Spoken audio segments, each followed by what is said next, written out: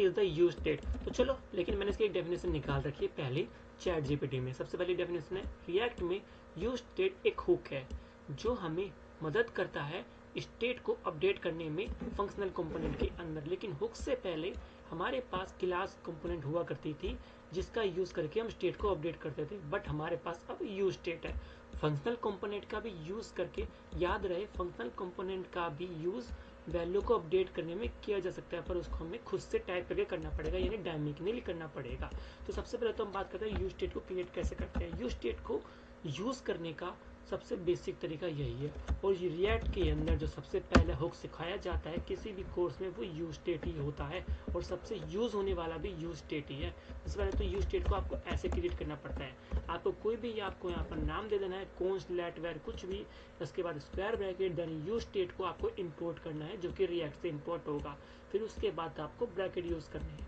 अब सबसे पहले स्क्वायर ब्रैकेट के अंदर आपको दो चीज देनी है, एक वैल्यू क्या, एक दो चीज देनी है। पहली वैल्यू क्या करेगी, आपकी वैल्यू लेने में मदद करेगी, देन दूसरी वैल्यू क्या करेगी, आपकी वैल्यू को सेट करने में मदद करेगी। आप यहाँ पर कुछ भी देख सकते हो, मैं गेट वैल्यू और सेट वैल्यू इसलिए दे रहा हूँ क्योंकि रिएक्ट की डॉक्यूमेंटेशन के अंदर खुद से डिफाइन है कि अगर आप गेट और सेट लगाओगे तो ज़्यादा रीडेबल होता है, अंडरस्टैंडिंग दूसरे के कोड में आसान होती है। तो आपको गेट वैल्यू, सेट वैल्यू। अब यहाँ से वैल्यू कैसे आएगी, वैल्यू यहाँ से आएगी, यहाँ से यूज स्टेट के अंदर से। अब जैसे ही आप 0 लिखोगे तो वैल्यू गेट वैल्यू में चली जाएगी। तो इसका मतलब अगर जहाँ भी आप गेट वैल्यू लिखोगे वहाँ पर यूज स्टेट की जो वैल्यू है, जो इनिशियली है, जो बाय डिफॉल्ट हमने दे रखी है, वो 0 शो होगी। अब कैसे, यहाँ से रिएक्ट। अब रिएक्ट के अंदर एक अलग से फंड है, रिएक्ट के कंपोनेंट के अंदर कोई भी वैल्यू को प्रिंट करना हो या जावास्क्रिप्ट को लिखना हो, उसके लिए सबसे तरीका ये होता है कि आपको कर्ली ब्रेसेस का यूज करना पड़ता है। तो यहाँ पर आप कर्ली ब्रेसेस का यूज करके आप किसी भी चीज को प्रिंट करवा सकते हो। जैसे कि मुझे गेट वैल्यू प्रिंट करवानी है, तो यहाँ पर मैं हेडिंग टैग लिख लूंगा, उसके बाद कर्ली ब्रैकेट्स का यूज करके, मैंने थोड़ा गलत लिख दिया, ऐसे हेडिंग कर्ली ब्रेसेस का यूज करके गेट वैल्यू को लिख देना है। तो आपको डॉक्यूमेंटेशन के अंदर आपको 0 प्रिंट हुआ दिखाई देगा। क्यों दिखाई दिया, क्योंकि यूज स्टेट के अंदर 0 वैल्यू है जो कि हमें गेट वैल्यू से मिलती है। ये कोमा दिख रहा है, कोमा से लेफ्ट साइड में आप वैल्यू को एक्सेस कर सकते हो, कोमा से राइट साइड में आप वैल्यू को सेट कर सकते हो। तो गेट वैल्यू के जरिए मैंने यूज स्टेट की वैल्यू ले ली।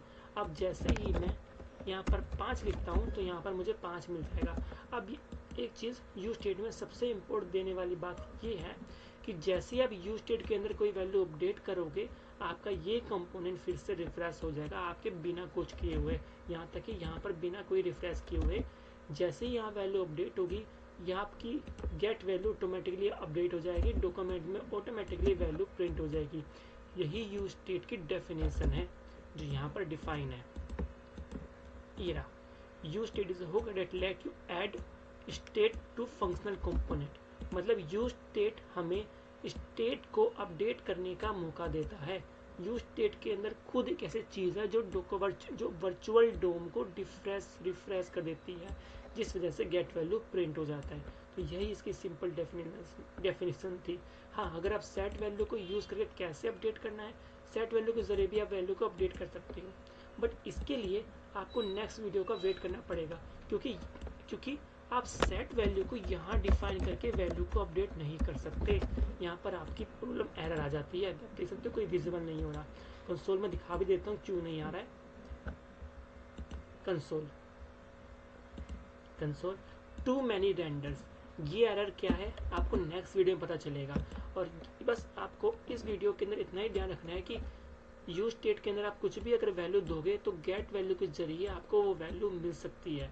ठीक है, वैल्यू को अपडेट कैसे करनी है, या तो यहाँ से वैल्यू अपडेट कर दो, या तो सेट वैल्यू लगा के आप वैल्यू को अपडेट कर सकते हो, बिल्कुल ऐसे करके।